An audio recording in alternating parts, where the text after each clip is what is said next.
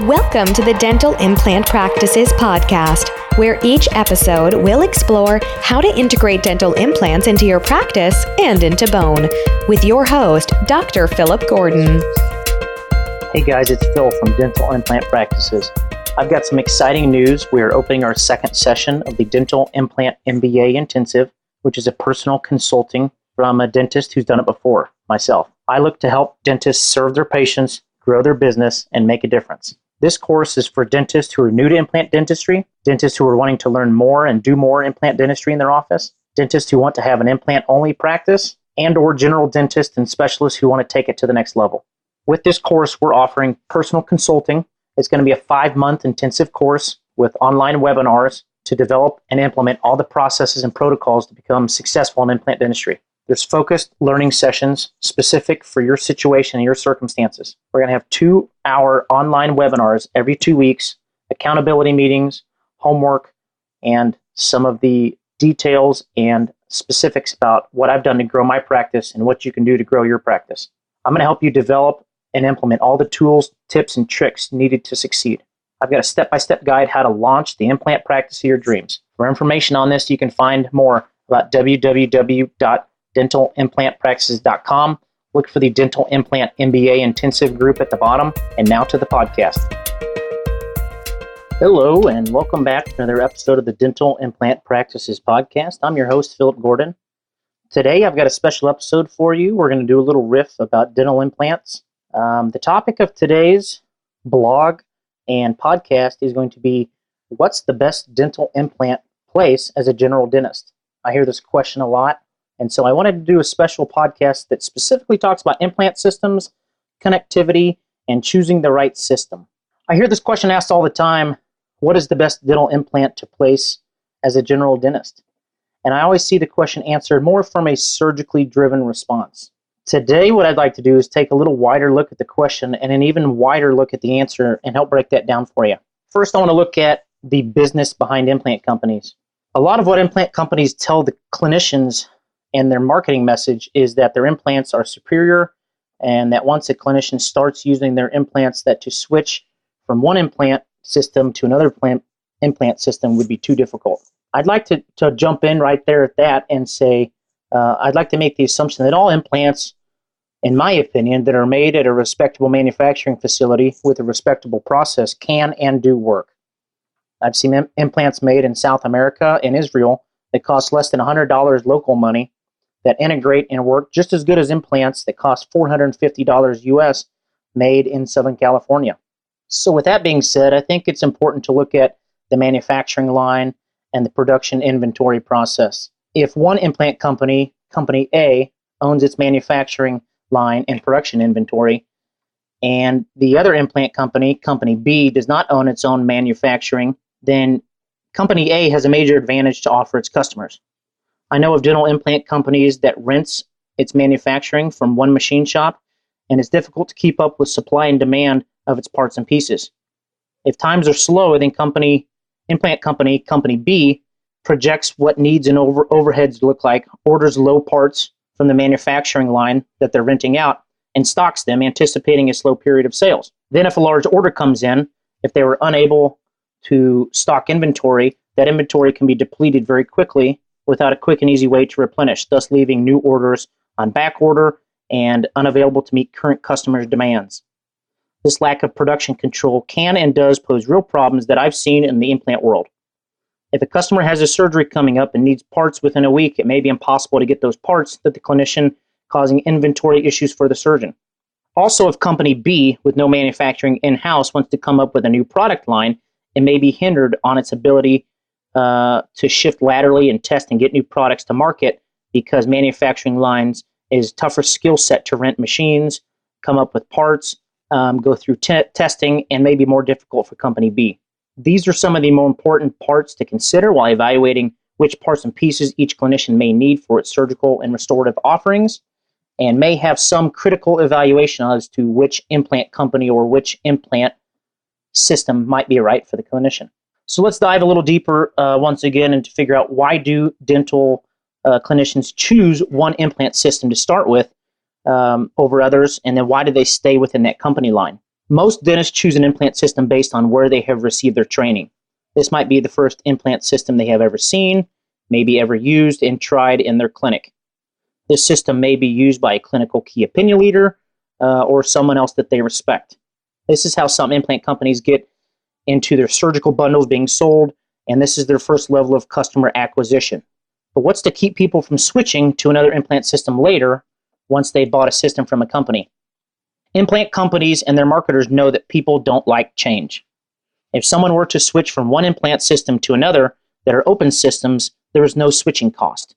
By open, I mean that there is a widely used system of sizes, connections, and interfaces. If you're in a system that is like no other system, then lock-in system can occur, and once you are locked in, you can't just switch or easily get out. There may be parts or pieces that are not useful for other systems. In addition to the lock-in effect, there may be companies that have you within a buying contract that you can't easily cancel out of. This can also cause judgment issues, thinking that your system is always better. This thinking can prohibit the clinician from freely evaluating other products because in the mind of the dentist, they are thinking, I'm a good dentist and I use this product, and so this product must be the best, right? This thinking can create a system bias that keeps clinicians from growing and using more useful products. This lock-in system occurs when the cost of switching, and even if switching to something better, can feel too high or too expensive. After a clinician picks a system and starts buying dozens of accessories and parts that work only within this one system, this can be a problem. This can be a problem because when a better system comes along that's different, you won't even consider it because you're locked in. You're locked in because your switching cost is just too high and the learning curve is just too hard. This is difficult because it's a profession. You're a professional, and this will be painful for you to switch from one system to another. It can be very costly in buying new equipment and costly in the time that it takes you to learn something new. Manufacturers and marketing companies know this, and they cause their marketing to embrace this lock-in effect. They want you to feel that in your head and in your wallet, it would be too hard to get rid of your cost, it'd be too hard to switch, and this can also apply to learning a new system, not just stuff. The question isn't, is the new system any good? The question is how much it's going to cost me in pain and suffering and time spent learning the new system. Switching from this one thing that you know to something you don't, and that's where we see the lock-in colliding with the network effect. If the industry of labs, dentists, educators, and manufacturers are all using a couple main similar systems that have open connections and parts, then this will create a network effect. It becomes easier and cheaper and more useful to everybody to have industry standards so that processes and systems can become streamlined and universal. If everyone is speaking the same language, then the communication becomes way more simplified if we're all speaking different languages, using different parts, and everybody has proprietary information. I would also encourage dentists to look at who developed the implant system when choosing implants. Some of the major implant companies have developed implants based on what they think will sell better and not what actually performs better in clinical situations. There are implants that are developed by implant legends that were putting projects into the field based on years of experience of data that show clinical reason to be useful for certain biological and functional situations. While other companies put patents on parts and new ideas are pitched to the market to sell more goods to meet yearly quotas, not always because they perform better surgically or prosthetically. New innovations need to be scientifically, biologically, and structurally meeting our demands and not just a change for change's sake. In addition to looking at who developed the implant company, one question will be to look at how open is the company to training and selling implants to general dentists. Not all companies were built on the idea of general dentists training and using their products surgically and continue to be dedicated to that idea and that concept moving forward. One final thing I would also look at would be dentists to encourage you to look at would be evaluating implant companies. Are the implant companies that sell the system private or are they public traded? Publicly traded companies can sometimes care more about shareholders and stock prices than producing quality parts for their customers. Private companies can be more nimble, adapt to market needs quicker, and more customer focused with their products and services. So with all these ideas and thoughts in mind, I recommend dentists choose their implant system based on multiple criteria: surgical effectiveness, restorative usefulness, the network effect with implant connection compatibility, the price of the implants, the training available for surgical and prosthetic training, general dentist friendliness, customer care and reliability, and manufacturing and shipping.